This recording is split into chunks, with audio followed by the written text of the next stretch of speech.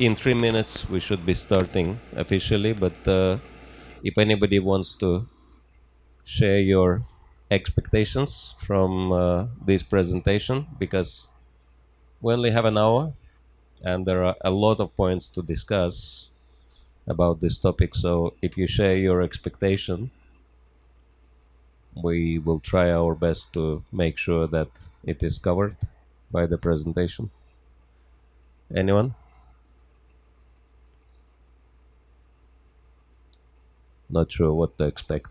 Okay, all right.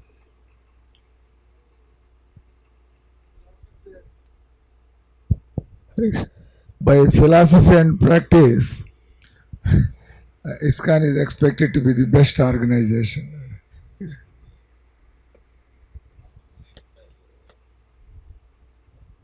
Okay, how do we make practice fit our philosophy? Okay, good. Anyone else wanted to share your expectation from this presentation? Ideal expectation?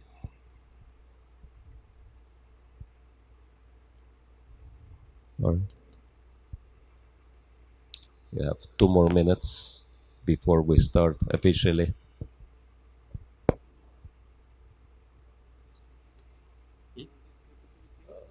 It can be that because it's from day before yesterday.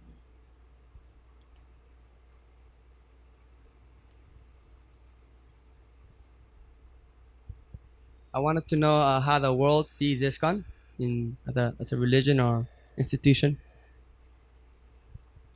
That will be pretty clear. We prepared 2 short video clips on what other people think of us.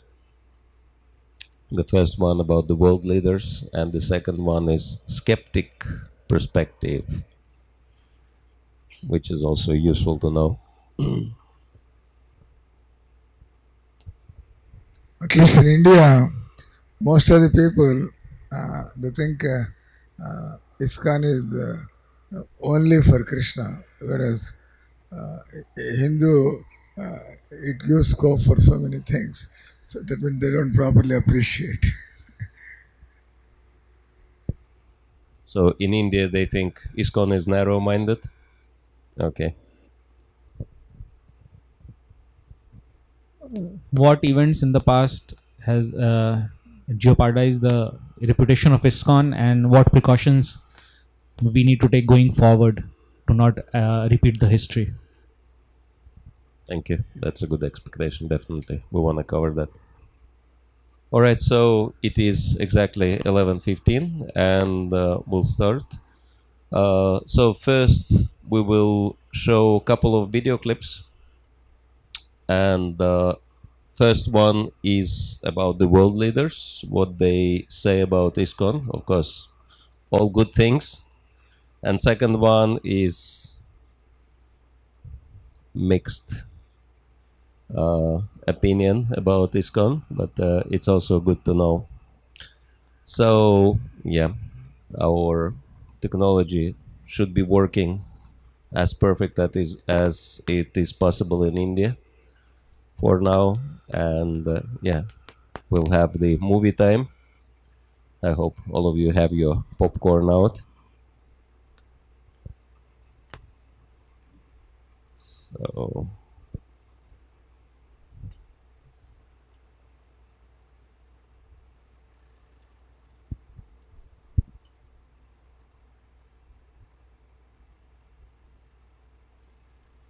Over the last 5 decades, the journey of ISKCON has been one of selfless service to society. The ISKCON family has emerged at the forefront of the quest to create a more peaceful, harmonious, and compassionate society. ISKCON's journey has been a manifestation of Vasudev Kutumbakam. Integration has been at the core of your philosophy. ISKCON's story has been the story of the determination and devotion of lakhs of devotees spread across the world. Inspired by the teachings of Lord Krishna, they spread his message far and wide. The efforts of the ISKCON family in sectors like education, publishing, and disaster relief are commendable. Narendra Modi, 8th August 2016.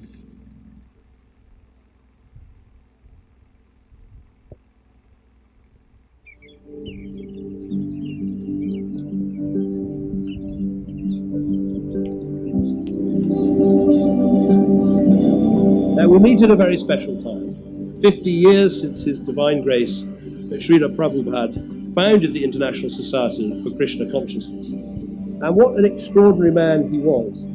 At the age of 70, he travelled by ship from India to Boston, suffering 2 heart attacks on the way.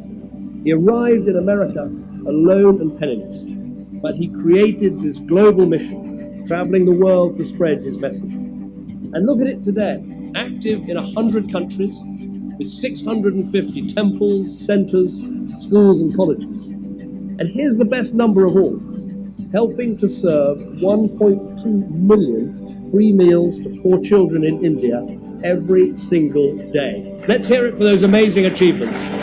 For decades now, you've been putting your faith into practice beyond this temple.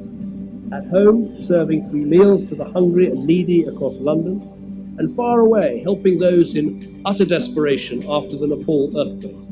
So I look at what you've done in the last 50 years, and I think how much you can achieve in the next 50. Keep up the fantastic work. Keep telling us how you need to achieve inner peace before we achieve global peace. Keep up the fantastic work. Thank you very much indeed.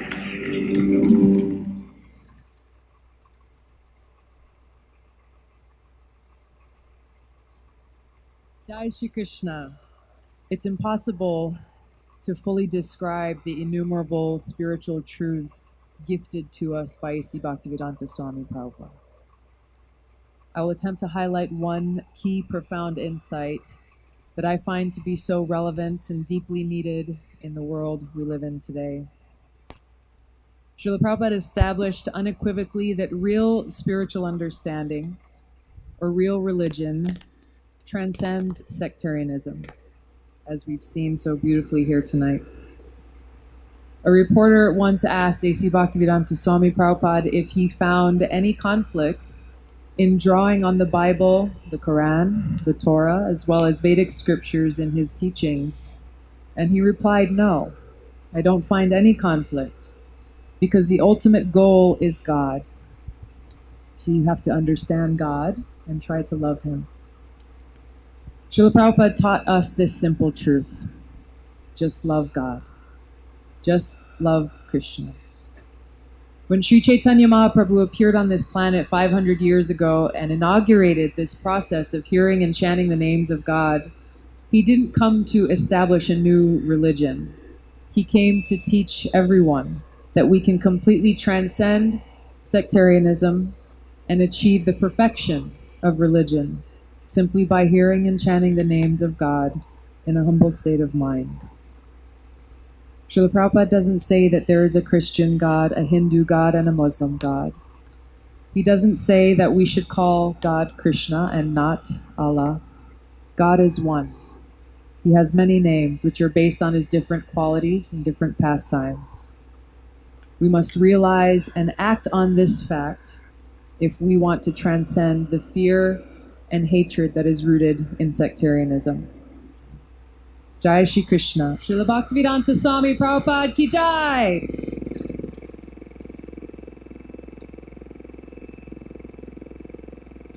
And I would walk the 7 miles across town every Sunday night to get one good meal a week at the Hare Krishna temple. I loved it. And much of what I stumbled into by following my curiosity and intuition turned out to be priceless later on.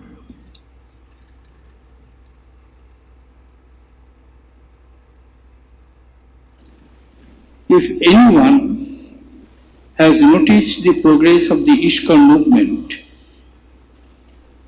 he will simply be struck by the enormity of velocity with which the movement caught up. The founder, Acharya of this movement, Srila Prabhupada Ji, he started this movement at his mature age. Born in 1896, he established ISKCON in New York in 1966. During his lifetime,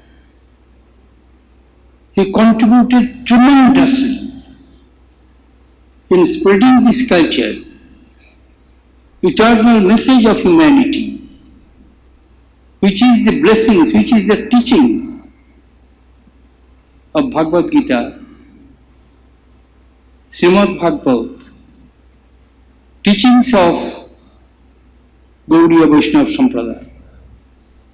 Message of Indian civilization is love, compassion, piety, sacrifice, renunciation. Hare Krishna, Hare Krishna, Krishna Krishna, Hare Hare, Hare Rama, Rama Rama, Hare Hare, Hare Krishna, Hare Krishna, Krishna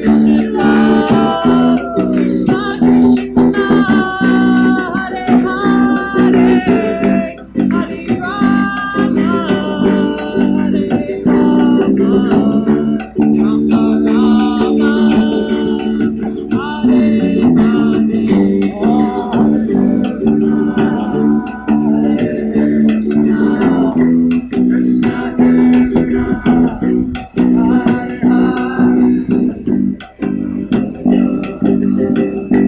Rama, Hare Rama, Rama Rama, Hare Jai Shri Krishna, Hari Bol.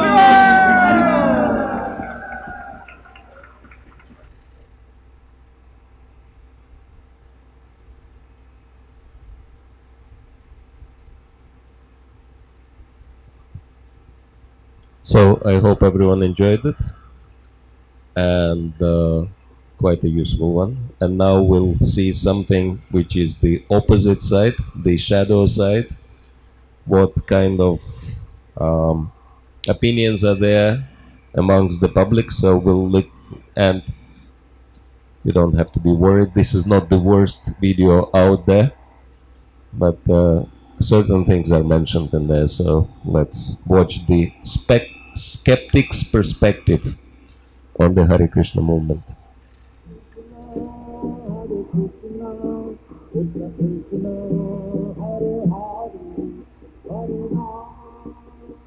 Most people these days have heard of Hare Krishnas, from their robed and shaved-headed adherents jumping up and down on the sidewalk with bells and drums to their free vegetarian food, but very few know their story and what they actually believe.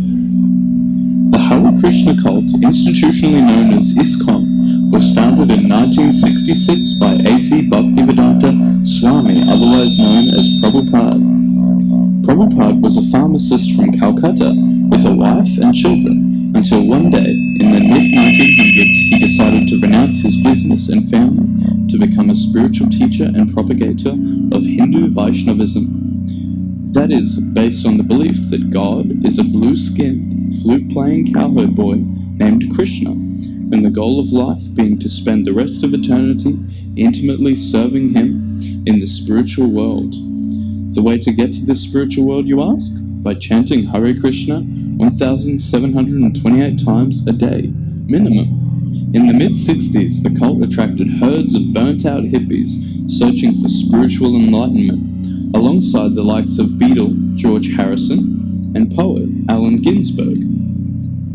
But what do they believe?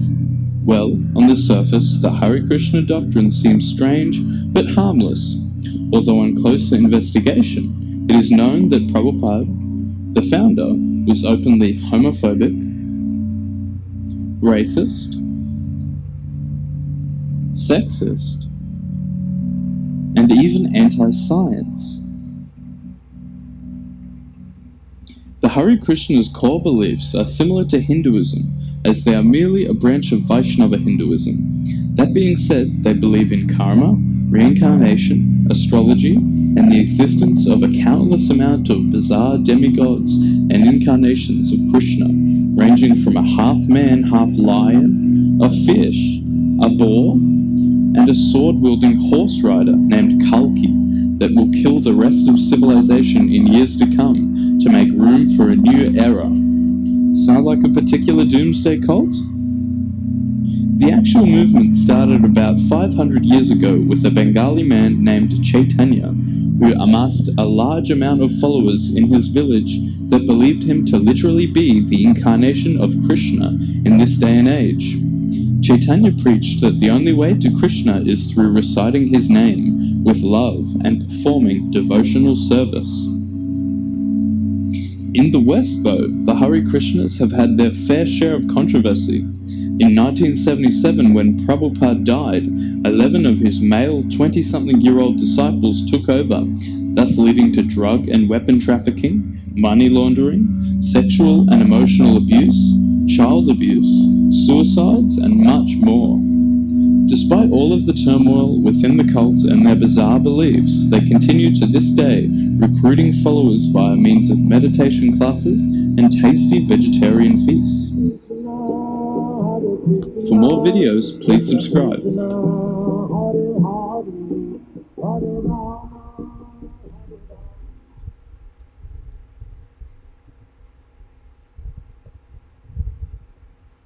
Okay, so that was the other side of the spectrum.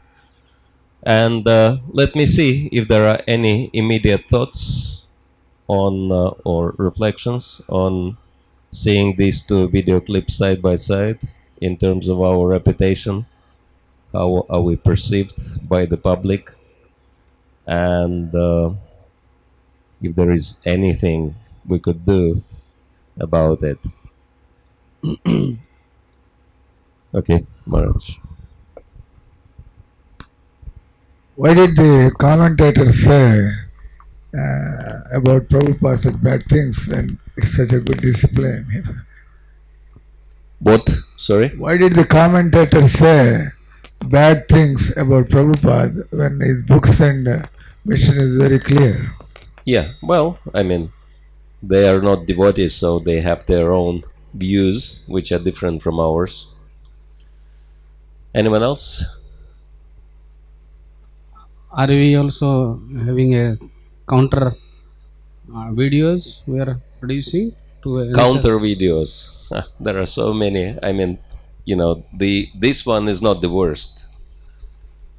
The worst ones, I think, are coming from former ISKCON members, disgruntled ISKCON members, and they are really trying to dig out all kinds of trash which they can find, and these ones are the worst.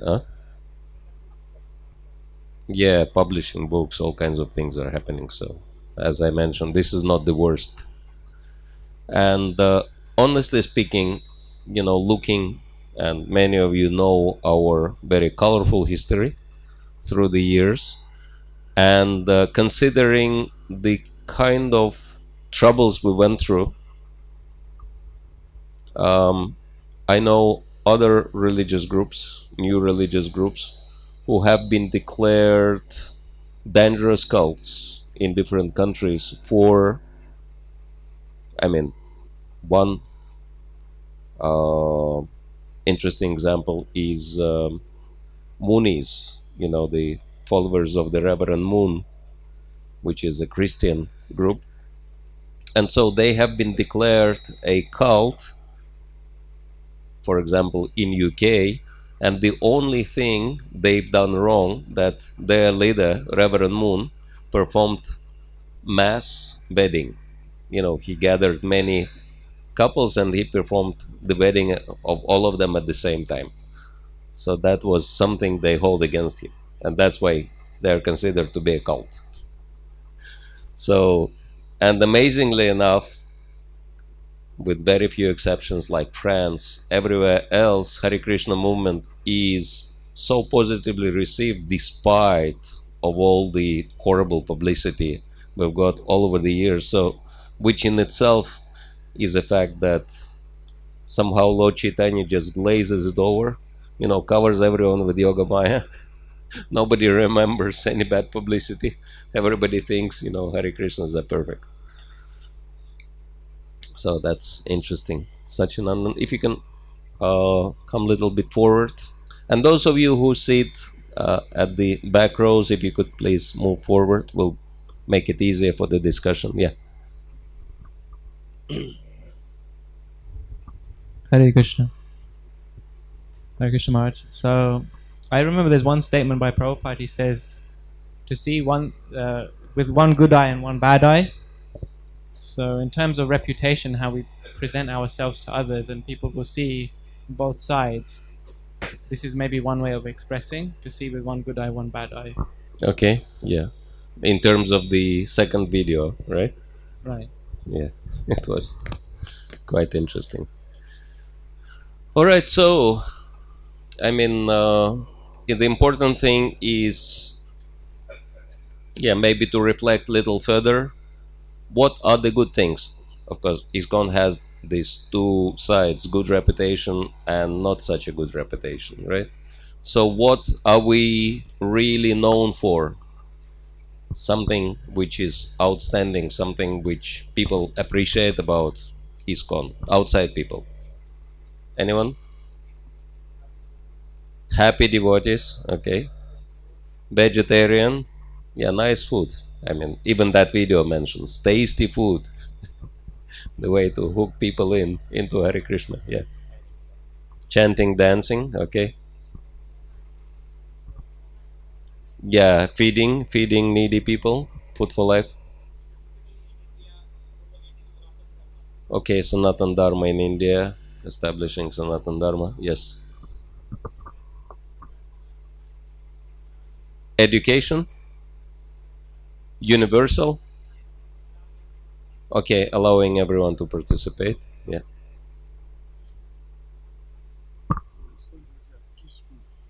Yeah, peaceful people. I heard that comment from outsiders. Hare Krishnas are peaceful, yeah.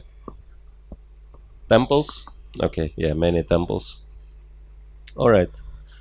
And anything which public does not appreciate about us, any problematic parts of our reputation. Child abuse, yeah, big thing. Okay, breaking families, okay. Spaced out people, okay. Sorry? Okay, aggressive preaching, yeah.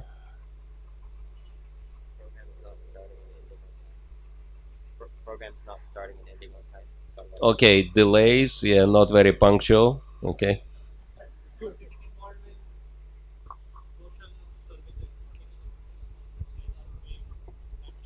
Okay, socially irresponsible. Okay. Okay, asking for money, yeah. Hitting people for cash.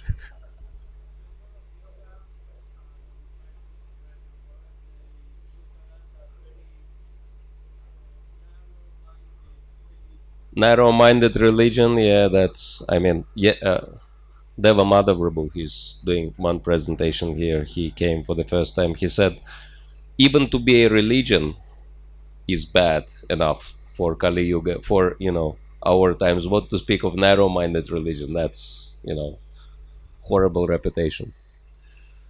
All right. And so, of course, there are much more, but we don't want to dwell on this side, not to get too depressed. But let's see, what do you think could be done about it? What are the remedies? Anyone can suggest? What could we do to improve our reputation?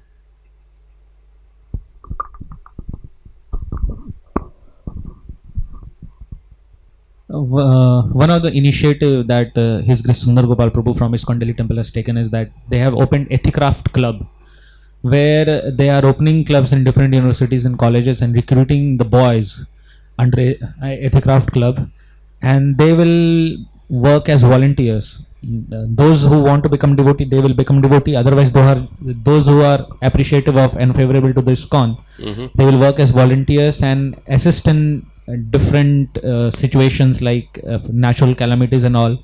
And in the name of Ethicraft Club, they will help the societies and make a good name of ISKCON in those social service areas also. Okay, become active in social life. Okay, thank you. Hare Krishna Maharaj. I think we just need to become a bit more mainstream. So rather than having a very view that only the people who are dressed a certain way and then wear tilak with shikha on, only they are welcome to join the club rather than fitting in with the society. I mean, you can follow all the regulative principles, but you don't have to externally follow them. You can have internally that kind of mood and practice it within your home, especially when you're a grahastha. Okay. You don't have to show everybody that you practice this kind of thing, you know? Okay, becoming mainstream means becoming less superimposing ourselves on others. Yeah. Okay. Anyone else can think of? Yeah. Maharaj, I worked in Air Force and I went all over India for 20 years. Then I saw this what Vivekananda and Ramakrishna Mission they did. Instead of preaching the main cult, they provided regular material education which is sponsored by them, and all these people who took education from their institutions, they are now in very big circles, political and bureaucratic circle, and they always remain so sympathetic and so supportive of their organization. When I see in our ISKCON setup, whenever even to that extent that our Sri Mayapur International School is there are a lot of reservation within ourselves to provide this material education in a ISKCON setup. So I think we have to break that barrier, so that unless we go down to the grassroots level, speaking to the adults who have already gone through all the reformations, will not be that effective. That's what I feel. Okay, thank you. To be active in social services. Actually, this was one of the big experiences for me, coming in touch with the Swami Narayan's group, which I think many of you know about, Gujaratis. And I've been distributing books in Nisden area in London, and they have a very big Swami Narayan temple in there. And I came across one Gujarati young man, and I offered him Krishna book in Gujarati language, and he was very happy. He said, I wanted Krishna book for such a long time. Unfortunately, I cannot give you any donation now because I just arrived from India and I don't have any money, and I'm going to the temple, but if I see you again later when I have money, I would gladly buy the book. And I asked him, why are you going to the temple? And our paradigm, why are we going to the temple? Two things: big festival, or some, big guru came, so we go to listen. So I said, any big preacher came or any festival you have, why are you going to the temple? He said, nothing, none of this. This is our system. When we come to the country, we go to the temple because in the temple we have committees. First committee for accommodation, so we are provided with accommodation in London. Second one is financial, we are provided with some money to start our life in a new country. Third one is language, they teach us English, written, spoken, etc. And fourth one is something else, I can't remember. Yeah, anyway, job placement. They, get us some decent job. I was amazed. I mean, in the temple, they have such a support for their people, and they just invest in their people freely. And it's like, just imagine, you've been taken care by your community so well without any expectations. What will happen to you after you establish yourself? Naturally, you want to give back, right? So that's why, they're so wealthy. I mean, when I was in the temple and watched the video how they've constructed their marble temple, it was amazing that, obviously it costed so much money, and just one tiny episode, just couple of seconds, They said entire congregation actively took part in fundraising for the new temple, and they showed, one man pushing the kind of cart, like the shopping trolley full of bank packs of money, and another two men with, like bags, money bags, packing this money according to the denominations, some literally like trolleys of donations coming from everywhere. And it's not a big deal for them, it just keeps coming from all sides because they just invest in their people without any expectations. And people naturally want to give back. And I was thinking that unfortunately in most places the Hare Krishna reality is very different. You come to the temple and you might be squeezed out in terms of donations, services, everything, and when you cannot produce anymore, just you become useless non-contributing member. So yes, I think that if we would shift that paradigm, have that paradigm shift, we might avoid angry ex-members who produce a lot of bad publicity about ISKCON. Good one. And anyone else? Any other reflections? Microphone. Hare Krishna. But also, just because you mentioned Swaminarayan group, Swaminarayan also got a whole issue because they can't keep their own people either, because a lot of Swaminarayans are actually converting or kind of coming to ISKCON, a lot of them, especially females. They don't get any recognition in Swaminarayan, so they move. That's happening there as well, because they can't relate to the philosophy there either. So there is a downside to their own movement as well somehow. Okay, interesting. They're restrictive, and that's why they cannot keep members. Yeah. Okay, good. I think now there is a big discussion about, do we want to be restrictive or do we want to be a little bit more open in ISKCON also? In India, in the public and in the government, ISKCON is popular because we are serving midday meal. Like Madhu Pandit Prabhu is a breakaway person. He is more one man versus rest of the ISKCON. He is pretty popular because he is doing this service. Yeah, midday meal, feeding people. Yeah, service, basically serving the society rather than serving God and forgetting everybody else.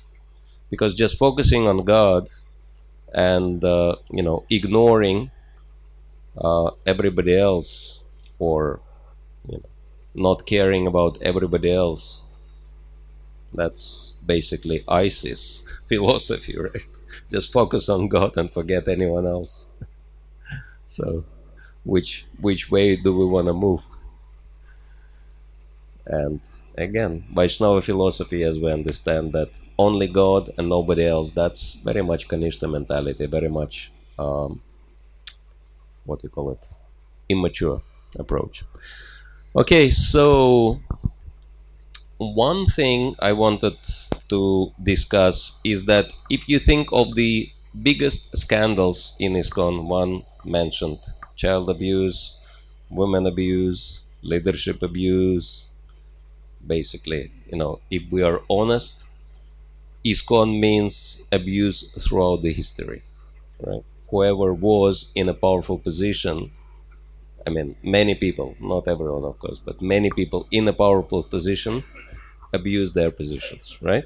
And that's a big chunk of reputation. Leadership abuse, all kinds of abuses. Everyone agrees that abuses took place and unfortunately still taking place, maybe lesser than before, but still there are some cases of leadership abuse of different types. And anyone has any idea what to do with that leadership abuse? Seems to be unresolvable, is it not? Because if you are a leader in ISKCON, basically speaking, juniors, they're afraid to tell you anything, right? because you might do something bad to them. And seniors, they don't know because they're not so much involved. And peer, they don't want to tell you also because you might not listen to them. So that's kind of very difficult situation. Yeah. In secular world, they make all the positions rotational to minimize this abuse. Yes, that's very good one. That secular world actually has preventive systems to eliminate abuse to the maximum. And this is something I really wanted to bring up because I think this is important. And it's a short quote from Srila Prabhupada that is first canto, 17th chapter, that's Punishment and Reward of Kali. Prabhupada discusses a lot of social issues in those chapters. And this is the end of the purport to text 45. So that's the very end of chapter 17. And so this is what Srila Prabhupada says. Without state support means government support. No doctrines or philosophy or religious principles can progressively advance. There should be complete cooperation between the Brahmanas and the Kshatriyas for this common good. Even up to Maharaj Ashok, the same spirit was prevailing. Lord Buddha was sufficiently supported by King Ashok, and thus his particular cult of knowledge was spread all over the world. So state support, government support.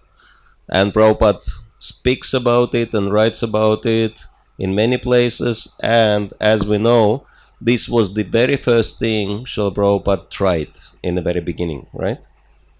When he was in India, he tried to connect with powerful people, with government leaders. The same thing he did when he arrived to America. Specifically, he started his first center, 22nd Avenue, because it was near the United Nations. So he was very, very interested to work with powerful people because he knew that this is the only way to really establish ourselves and achieve the first purpose of ISKCON, as we know. And also, if you think about it carefully, if we work with the government, if we work with the state, if we establish collaboration,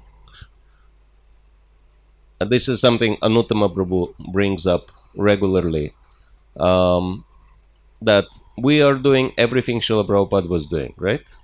He was chanting, worshipping deities, and giving classes, and etc., etc. We are doing all these things.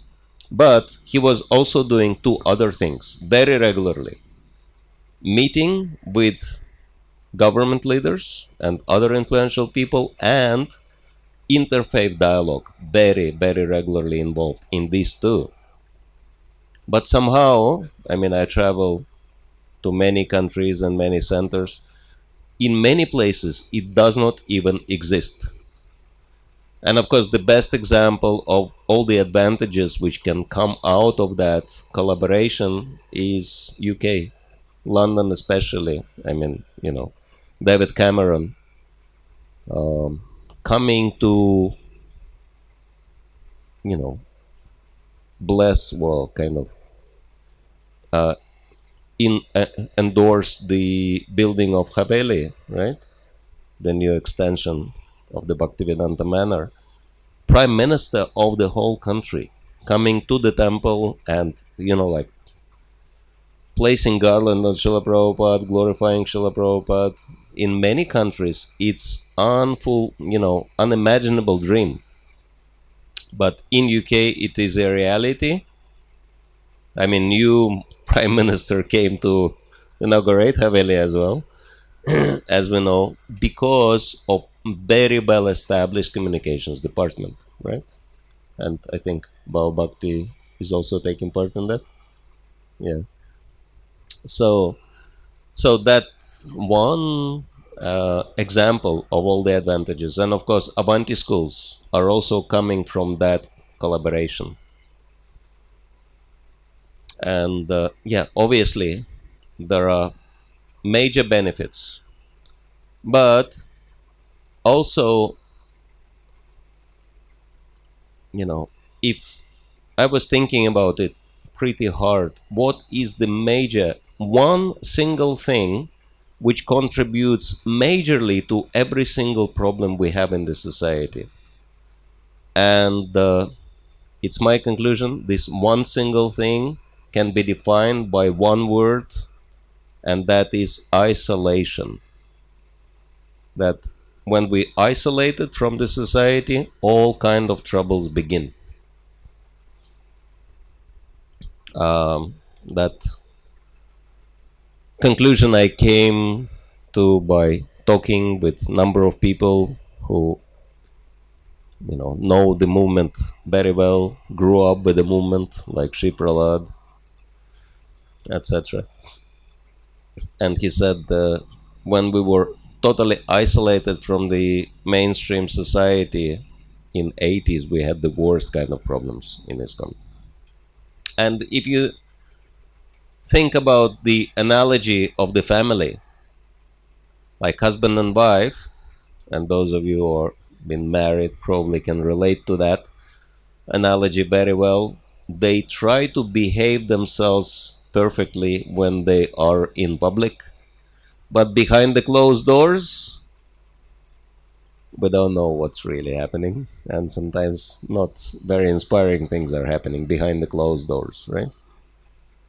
So that's my conclusion, that the more we isolate it, the worse our reputation will be. Because in isolation we'll be doing many, many wrong things. So, yes, can we pass the microphone? Yeah. Just to clarify, you mean isolation of individuals or isolation from ISKCON and society, wider society? Yeah, individual isolation, of course. If anyone read Vaishnava Care poem by Bhaktisiddhanta Saraswati, right? We know what he had to say about secluded chanting of Hare Krishna, right? That's one example of problems with isolation. What's that?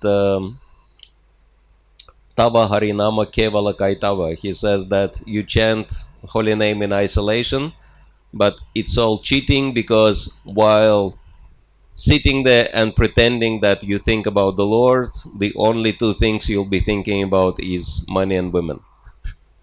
So very heavy poem.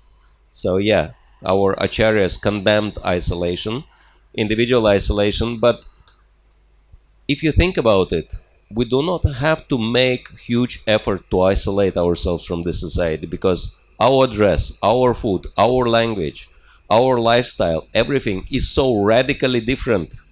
Unless we connect to the society ourselves, society doesn't even know how to deal with us. We are so strange to them, right? So if we are not connecting, automatically we become isolated. Yes, Maharaj. Haridas Thakura was isolated. So, and also many of our other of our devotees, they are also isolated, like the six Goswamis. So I was thinking that maybe isolation is the external. Behind isolation is our inner nature, our development. So if somebody is not clean inside, either you are in the public, you are isolated. What is inside must come out. Yeah. So I'm thinking that the main disease is our impure heart, which will manifest in different ways. Yeah. Like abusing someone. If the heart is not dirty, you will not abuse somebody. But if it is dirty, we can do all kinds of things, either in the public or isolation. Yeah. Impure heart. Maharaj? A further comment on what Maharaj said, maybe like improper or premature selection of candidates to join full time Okay. without proper screening, that will lead to this. Okay. Yeah. Not proper screening system. Yes. How many of you agree that it's a good idea to do what Prabhupada suggested in here? Okay. Well, there is another problem with it, that even when devotees do that, they do that for only when they need something to get from these people, from the government, right? That permission for Harinam festival, food distribution, we need something from them, so we go and ask their support. Naturally, they provide because we're also part of the public. But if you think about it, this kind of approach is somewhat selfish. And if you shift that mentality, that can produce amazing results. And I wanted to share with you a little experience I had quite early in my own practices when I was looking after one center in Russia. And we've established that communications with the government officials, we were inviting assistant mayor to come to our festivals, etc.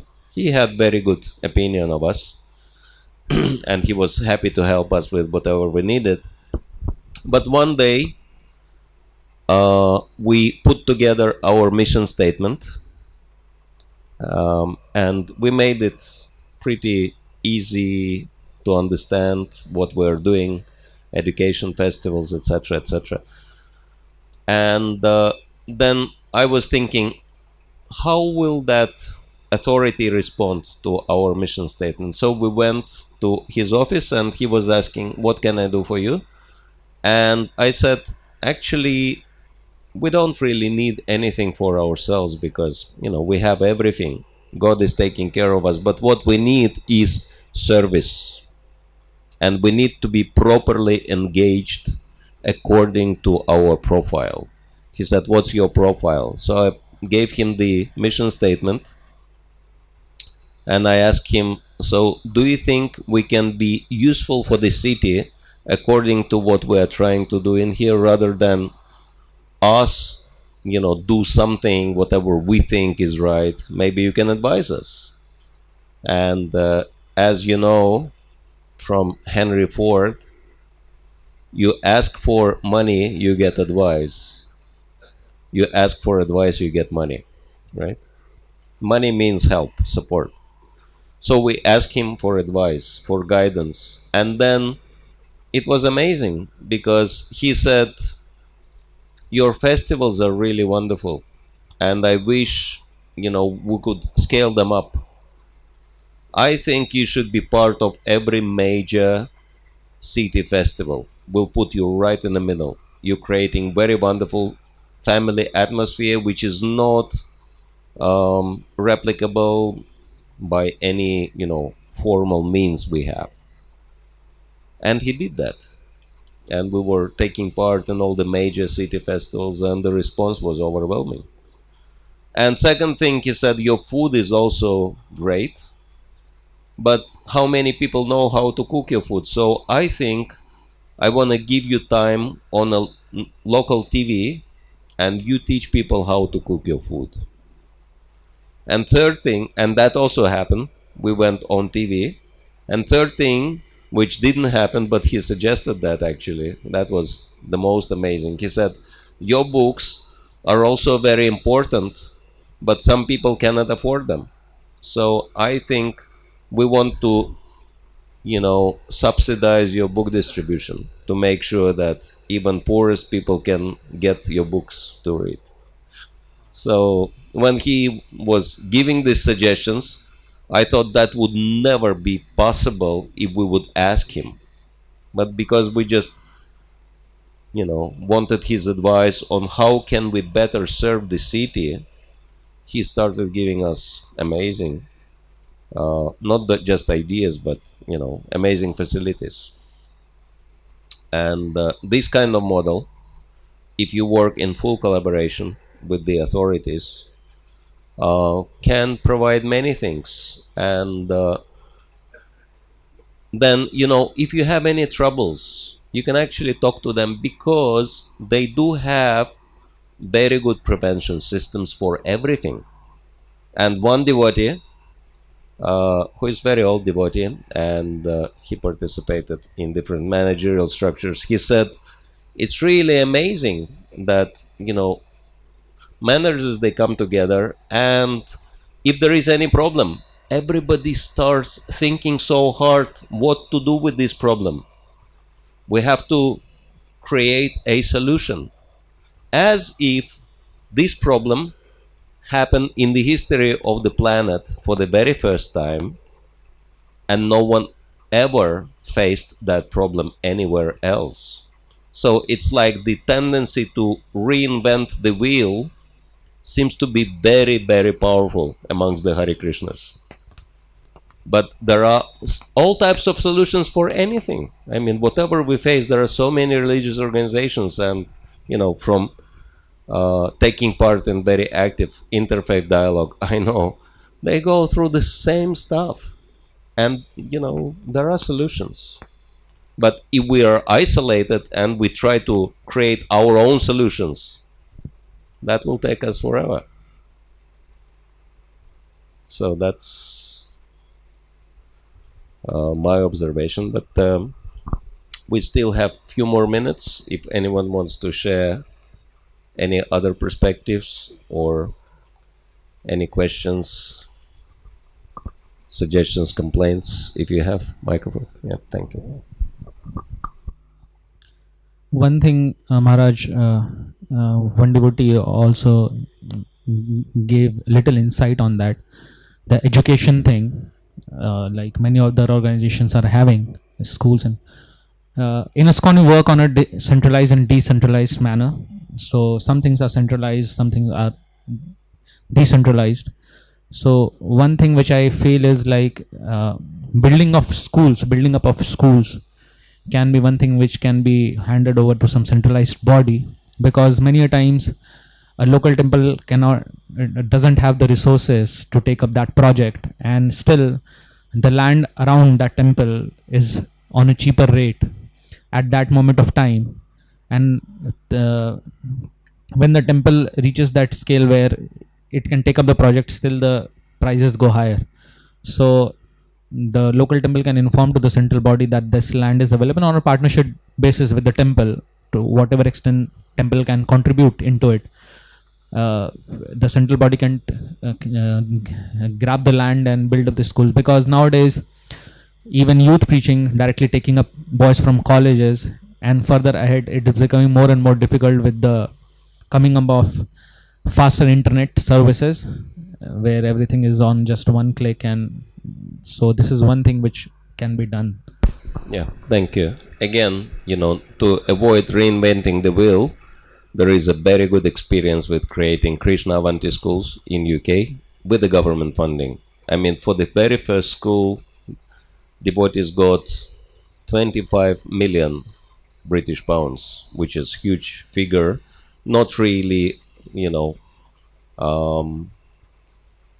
fundraisable for us on our own, right? But because the government provided, we could easily do that. And now there are how many? 6 schools in UK? Yes, 6 schools and 2 in the making, I think. So, and it is possible because government, they have billions to spend for the benefit of the public. So if we want to benefit the public, it's rather natural that we work with them. Why do we have to break our heads trying to fundraise for the public? They already have tons of money for the public ready for the consumption. We just need to work with them. Prabhu? Okay. At the back, yeah. Hare Krishna, Maharaj. I was just thinking in terms of when a lot of devotees come for initiations and stuff, it's very focused on, obviously chanting and everything is our bread and butter. We have to do it. Chanting, we do it. In terms of services in the temple, we do it. But then maybe within the leaders or the spiritual masters, their vision, maybe they have to broaden it in terms of thinking that how can we kind of integrate with the rest of the society rather than in isolation.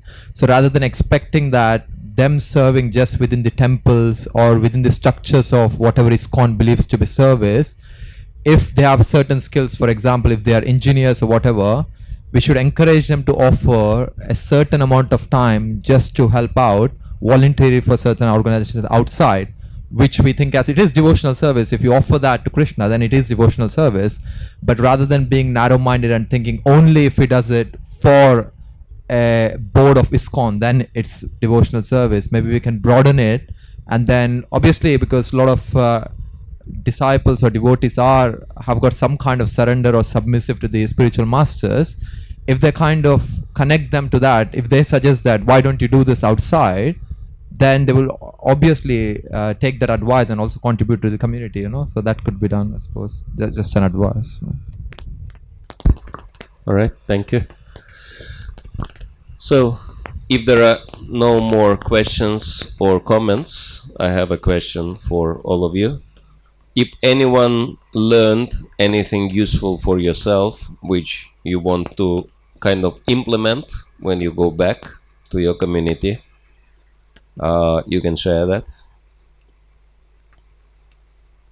So nobody learned anything useful through this presentation? Nothing to implement? Everything is useful. What do you think? Sorry? Everything is useful. Everything is useful. You have created an awareness and a brainstorming situations. Okay, thank you. Please, Mataji. Hare Krishna. I'm Amrita Vilasani. I'm from Taiwan. So we have a very small temple in Taipei, and we only have maybe 50 devotees. Not a very big center, but when I listened to the class and I learned that we not only we have to focus on the service in the temple, and our temple need to do more outreach programs or contact with the social people. Yeah, thank you. Thank you. Anyone else, bro? One thing which struck me is like this reinventing the wheel thing. Like already the money is there in market through various means like CSR funding, government funding. If we just open ourselves out to new opportunities and avenues what is existing and others are already taking benefit out of it, then I think for us it will be much easier to spread exponentially. I think we can, in terms of building up temples, schools and different projects, and in terms of making people more favorable as well. That is. Thank you. Mataji, at the back. Yeah. Hi, Krishna Maharaj. I really like this point of isolation being the cause of our problems, and I think it goes maybe intuitively it goes against our training in terms of wanting to strictly have devotee association. I was wondering if you could kind of elaborate on how isolation is the cause, and yet we as devotees, we need devotee association, and in that we kind of also need to isolate ourselves a little bit. But one just thought, maybe before you say something, if you do have something to say, is it does take spiritual advancement for the leaders to go out and to intermingle with the social sphere. Yeah, definitely. I mean, isolation can create a problem, but if you mix with everyone, you can also be wrongly affected by bad association. Of course, the only solution is very strong sadhana. So if you have very strong sadhana, then you become immune. And then you will not be taking any wrong association, but you will be giving good association to others. Thank you. And yes. One last on positive note, India Bureau has centralized this company social responsibility activities. I am running that office, CSR office, and each center who is willing to do some social activities, we give them the guidance, support, and also how to be compliant with the government. So things are improving in a positive direction to make that bridge from our own institutional isolation to social sector activities. That's very good. I didn't know about it, so very positive news. Thank you for sharing. Okay, couple of more minutes if anyone wants to share. Yes, Brahma.